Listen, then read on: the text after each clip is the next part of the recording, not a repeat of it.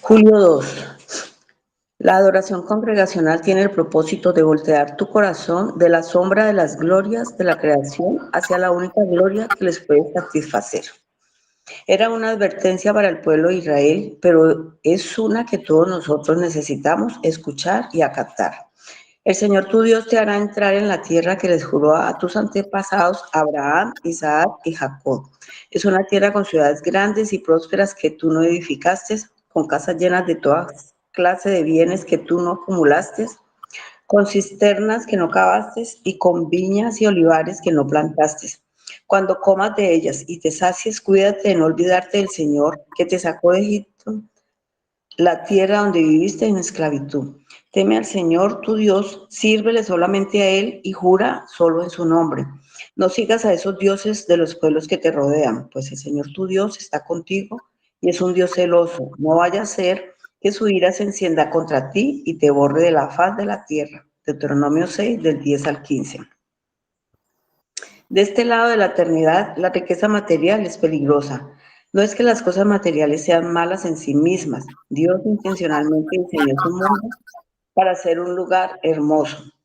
No es que sea malo disfrutar el mundo material a nuestro alrededor. Dios nos dio la capacidad de tomarlo y disfrutar de su belleza. En efecto, Dios colocó un deseo por la belleza en nuestros corazones. El problema con las cosas materiales no se encuentra en las cosas materiales, se encuentra en nosotros. Nuestro problema con el mundo material es un problema de corazón. Este problema se encuentra aquí en la advertencia de Dios a su pueblo. Al entrar ellos a una tierra frondosa con glorias físicas, el problema es que la riqueza material tiene el poder de hacernos olvidar a Dios. La vista, sonido, tacto, sabor y esplendor de estas glorias creadas nos tientan a pensar que la vida se encuentra en tener estas cosas y pensar que tenemos todo lo que necesitamos porque las poseemos.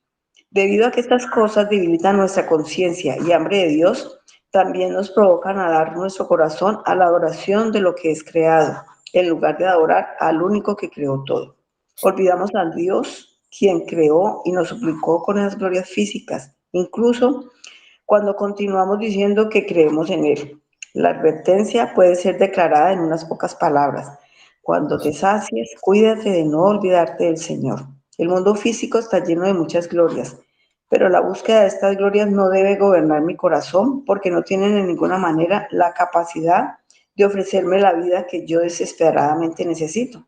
La vida se encuentra únicamente en aquel a quien todas esas glorias terrenales apuntan, en el Dios cuya gloria es increíble y quien es la fuente y el dador de la vida, una vida que satisface y permanece para siempre, ya que es un Dios de gracia. Él derrama gloria sobre mí para que esas glorias me lleven a Él, para profundizar y ser alentado. Deuteronomio 9. Amén. Amén, mi hermanita, muchas gracias por la lectura. Y mis hermanos, muy buenos días. Los saludo en el amor y la gracia de nuestro Señor Jesucristo.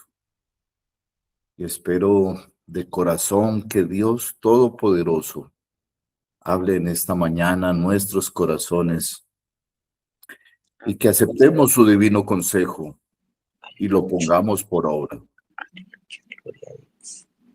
El tema del devocional es uno de los temas más hermosos si lo miramos desde el punto de vista espiritual, pero al mismo tiempo es un tema en el cual no meditamos mucho, porque realmente estamos muy enfocados y preocupados en lo que hacemos diariamente y no en lo que va a venir. No nos gusta meditar mucho en nuestro futuro espiritual. ¿Por qué? Porque si consideramos que la muerte es algo ineludible, que tarde o temprano nos llegará, entonces pues deberíamos de pensar hacia dónde es que realmente nos lleva el Señor. Y cuando realmente entendamos esta realidad espiritual, es cuando cambiaría nuestra perspectiva de nuestro futuro. Y podemos dejar de pensar en las glorias pasajeras de este mundo. Y de esa manera poder meditar en la única gloria que puede satisfacer por completo. Y todos sabemos muy bien que la única gloria que nos puede satisfacer plenamente es la gloria de Dios, y con la cual podemos vivir una relación correcta con Dios. A diferencia del reconocimiento humano o los logros terrenales que son pasajeros, la plenitud eterna se encuentra al hallar el gozo supremo en el Creador. Filósofos y teólogos concuerdan en que el ser humano fue diseñado con un anhelo de trascendencia que solo se sacia al participar del amor y la presencia divina. En la tradición cristiana, este concepto es resumido en el Catecismo de Westminster, cuando dice: el fin principal y más elevado del hombre es glorificar a Dios y disfrutar plenamente de Él para siempre. Debido a las luchas y problemas que se presentan en el día a día, algunos, inclusive de los que sirven al Señor, terminan olvidando la mayor conquista y felicidad que se puede tener en la vida y en este mundo. Hermanos, para que entendamos mejor esto, voy a leer lo que nos dice la segunda carta de Pedro, capítulo 1, versículos 17 y 18. Textualmente dice: pues cuando nuestro Señor Jesús recibió honor y gloria de Dios Padre, la majestuosa gloria le hizo esta declaración: este es mi Hijo amado, en quien me he complacido. Y nosotros mismos escuchamos esta declaración hecha desde el cielo cuando estábamos con Él en el Monte Santo. En este pasaje bíblico, el apóstol Pedro recuerda aquel momento glorioso cuando el Señor Jesús fue bautizado por Juan el Bautista. Y luego todos los presentes escucharon desde el cielo la voz de Dios exclamando su alegría y satisfacción por su amado Hijo. Hermanos, a través de este versículo anterior, podemos entender que ser hijo de Dios y llevar alegría en todo lo que se hace en esta vida es la única gloria que todo siervo de Dios debe tener dentro de sí mismo.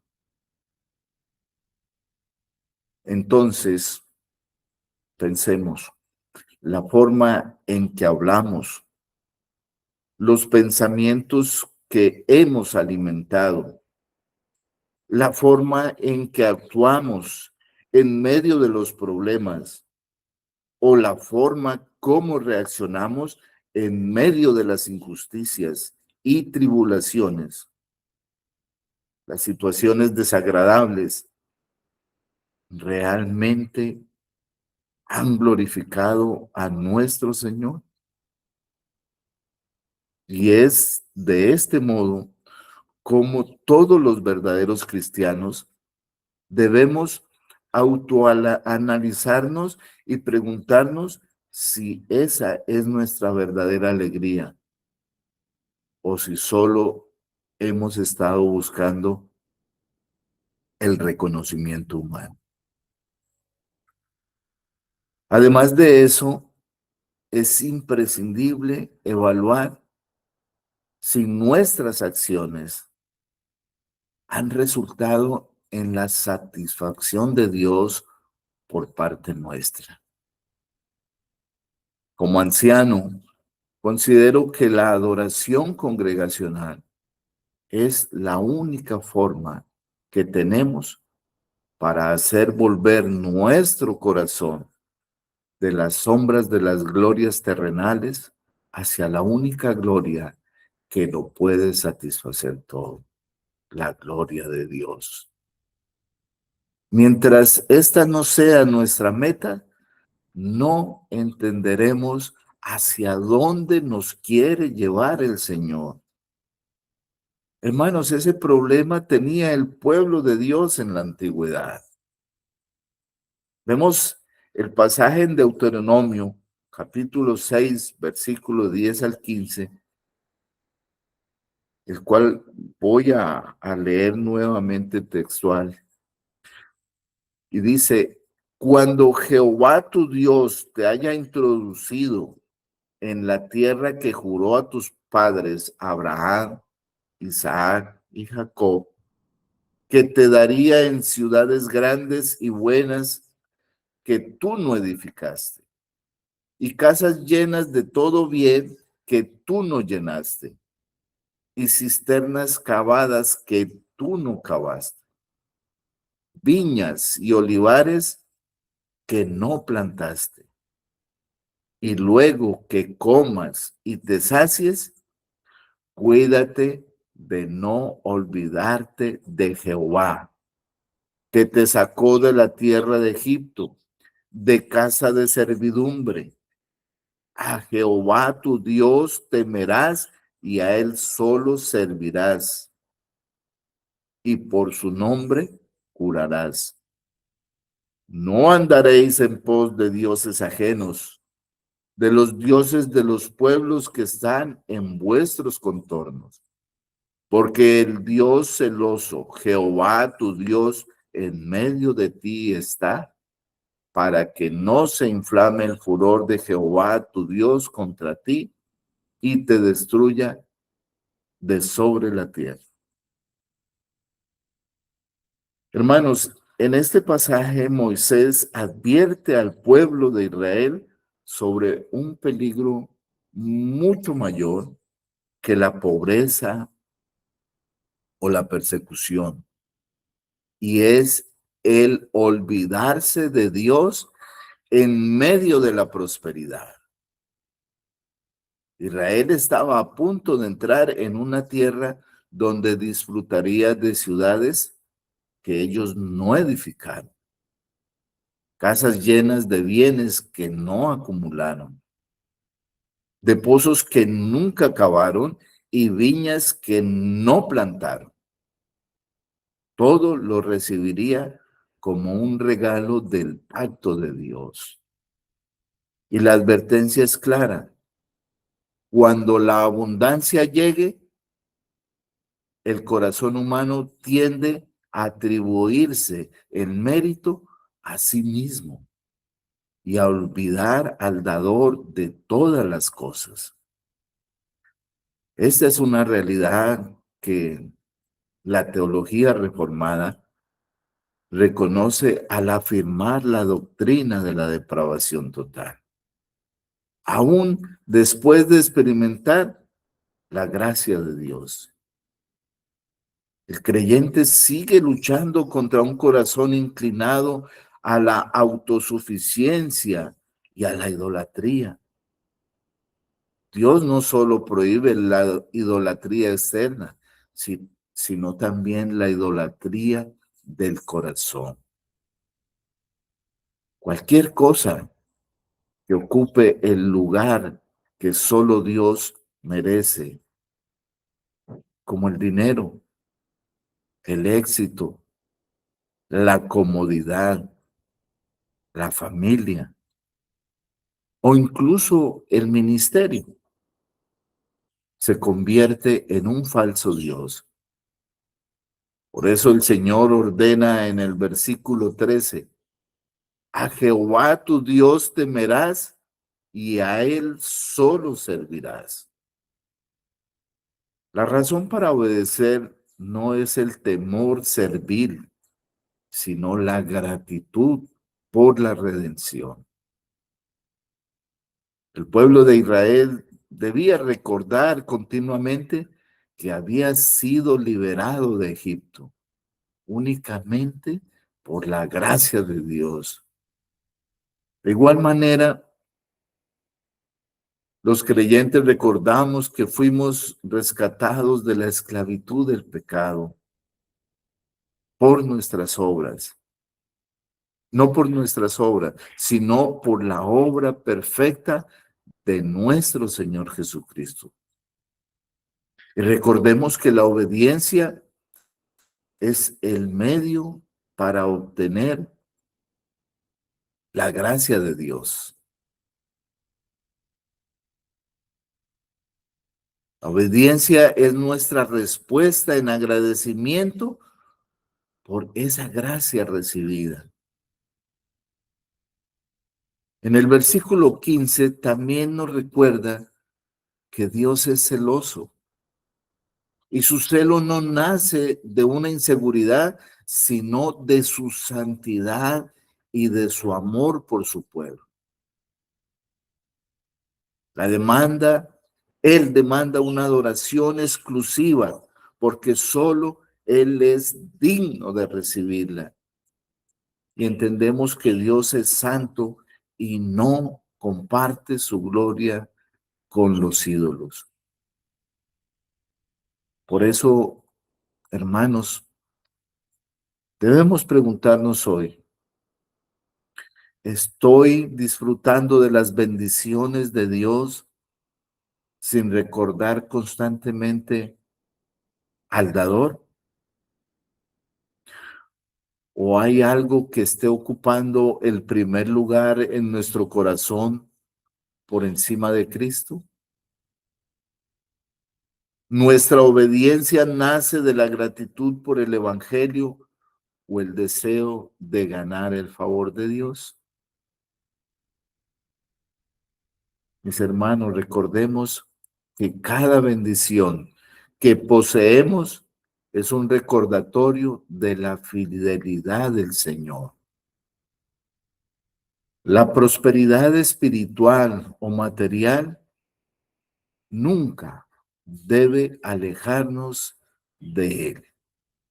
Por el contrario, debe llevarnos a adorarlo con mayor humildad y dependencia. Creo que tampoco debemos olvidar que a nosotros también nos sacó de nuestro propio Egipto, de tierra de pecado, y nos está conduciendo por este valle de lágrimas hacia una nueva vida, hacia una nueva patria celestial donde mora la justicia.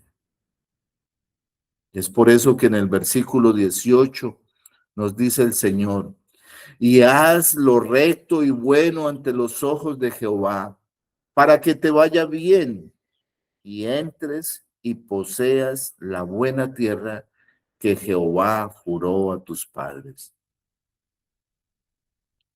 En el capítulo 9 de Deuteronomio, versículo 5, nos dice el Señor, no por tu justicia, ni por la rectitud de tu corazón, entras a poseer la tierra de ellos, sino por la impiedad de estas naciones. Jehová tu Dios las arroja de delante de ti. Y para confirmar la palabra que Jehová juró a tus padres, Abraham, Isaac y Jacob. Ahora bien, mis hermanos, uno de los mayores peligros para el creyente es pensar que las bendiciones de Dios son una recompensa, ojo a lo que voy a decir, por nuestro propio mérito.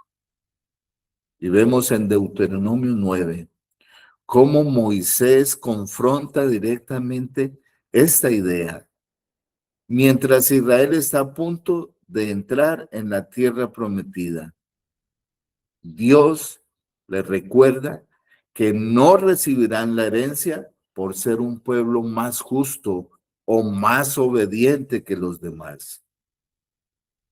3 veces en este capítulo Dios insiste en la misma verdad, no por tu justicia.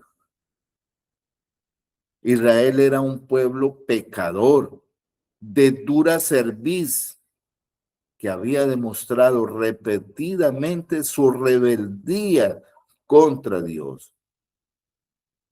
El episodio del becerro de oro era una de las pruebas irrefutables de que aún después de haber visto los grandes milagros de Dios, su corazón seguía inclinado hacia la idolatría. Esta enseñanza es el corazón del Evangelio. Además, nuestra teología reformada afirma que la salvación es solamente por gracia. Ningún ser humano puede presentársele delante de Dios alegando méritos propios, porque todos hemos pecado y estamos destituidos de su gloria. Si Dios nos acepta, no es por nuestra justicia, sino por la justicia perfecta de Cristo, la cual nos es acreditada por medio de la fe.